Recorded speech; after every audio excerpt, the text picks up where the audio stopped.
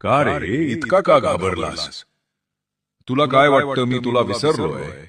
बाळा, नोकरी न मिळणं, अपयश येणे म्हणजे आयुष्य संपलं असं होत नाही.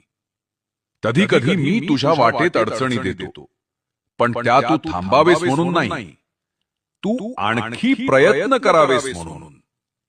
मनात नकारात्मक विचार भरू नकोस बाळा.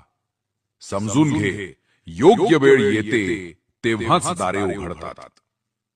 स्वतःला घडव, नवीन काही शिक, कौशल्य वाढव, नवीन लोकांना भेट, आणि सर्वात महत्वाचं, तुझा आत्मविश्वास टिकव.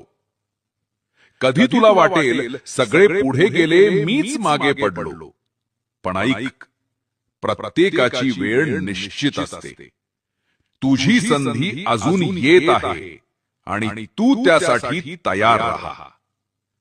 मी माझ्यावर विश्वास ठेवणाऱ्याचीच परीक्षा घेतो, पण त्याचा पराभव कधीच होऊ देत नाही.